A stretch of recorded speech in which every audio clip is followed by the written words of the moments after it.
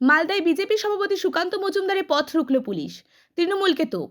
মালদার মোথাবাড়ি যাওয়ার পথে পুলিশি বাধার মুখে পড়লেন বিজেপির রাজ্য সভাপতি সুকান্ত মজুমদার।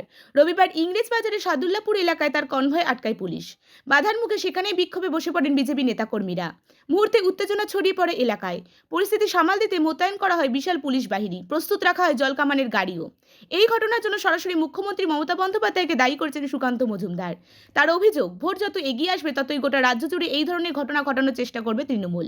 মোথাবাড়িতে কেন্দ্রীয় বাহিনীর রুট মার্চ নিয়ে তিনি কেন্দ্রীয় স্বরাষ্ট্রমন্ত্রী অমিত শাহ ও রাজ্যপালের সঙ্গে আলোচনা করেছেন বলেও জানান।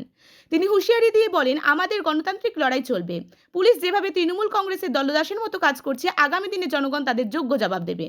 এছাড়া আসন্ন রামনবমী প্রসঙ্গেও রাজ্যের মুখ্যমন্ত্রী ও পুলিশের ভূমিকা নিয়ে কড়া সমালোচনা করেন তিনি। পুলিশের নিরপেক্ষতা নিয়ে প্রশ্ন তুলে বিজেপি সভাপতির মন্তব্য, জনগণ সব দেখছে, সময় এলে তার যোগ্য জবাব দেবে। করেছিলাম যে আরও এই ধরনের ঘটনা ঘটলে মমতা বন্দ্যোপাধ্যায় গোটা রাজ্য জুড়ে যত ভোট এগিয়ে আসবে তত এই ধরনের ঘটনা ঘটানোর ব্যবস্থা করবে তার লোকেদেরকে দিয়ে। বলবেন কেন? তার কারণ হচ্ছে সিম্পল, অঙ্কের হিসেব। অঙ্ক যারা বোঝে সেটা হচ্ছে মুসলিম ভোট পশ্চিমবঙ্গে 100% পোলারাইজেশন হয়, হিন্দু ভোট পোলারাইজেশন হয় না।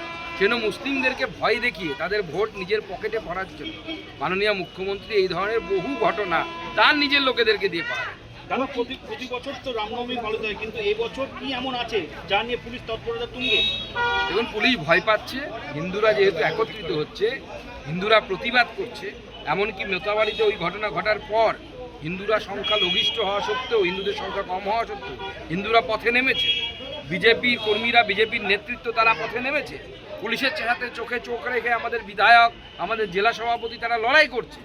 এই দেখে মমতা বন্দ্যোপাধ্যায় বুঝতে পেরে গেছে যে রামনবমী বা এই ধরনের হিন্দুদের শক্তি প্রদর্শনের যে প্রোগ্রাম বা যে ধরনের অনুষ্ঠান হয়, সেই অনুষ্ঠান যদি মুখ্যমন্ত্রী বানচাল করতে না পারে তাহলে হিন্দুরা আরও বেশি একত্রিত হবে। হিন্দুদেরকে একত্রিত হতে না দেবার জন্য এই চক্রান্ত মমতা বন্দ্যোপাধ্যায়ের তরফ থেকে। দাদা, সূত্রে খবর প্রশাসনের পরেও মোথাবাড়ির মানুষজন সাধারণত দেখা যাচ্ছে যে তারা ভয় পাচ্ছে মোথাবাড়িতে থাকতে। কি বলবেন? পুলিশের উপর তো ভরসা নেই মানুষজনের ভরসা পুলিশের উপর নেই। যদি বিএসএফ ওখানে ঠিকমতো টহল দিতে দেয়, এসপি যদি তাতে রাজি হয় বিএসএফকে টহল দিতে, কারণ এসপির হাতে রেসপন্সিবিলিটি থাকে যে বিএসএফ কোথায় থাকবে, কোথায় টহল দেবে, কোথায় ঘুরবে, কোথায় বসবে, পুরোটা এসপির জুরিসডিকশনের মধ্যে পড়ে। কারণ ল অ্যান্ড অর্ডার ভারতের সংবিধান অনুসারে রাজ্য সরকারের এখতিয়ারের মধ্যে পড়ে, কেন্দ্র সরকারের এখতিয়ারের মধ্যে পড়ে না।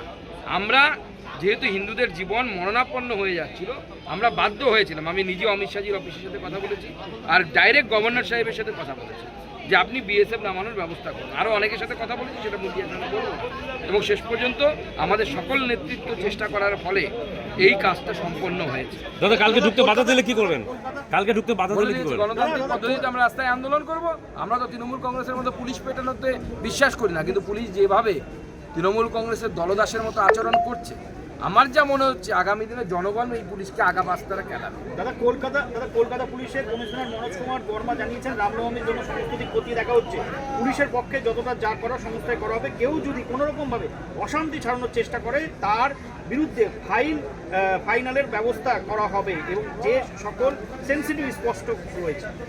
দেখুন, প্রথম কথা হচ্ছে গতবার হাওড়াতে, রিষড়াতে এবং উত্তরবঙ্গের ডালখোলাতে এই প্রমুখ 3 জায়গায় রামনবমীর মিছিলের উপর হামলা হয়েছে।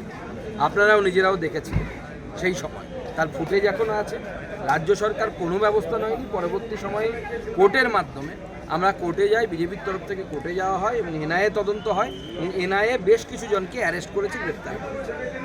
এবার যদি কেউ আবার ঢিল মারে, পাটকেল খাবে সেদিন, আর পরে এনআইএ নিয়ে গিয়ে আবার খেলাবে, চিন্তার কিচ্ছু নেই। ডবল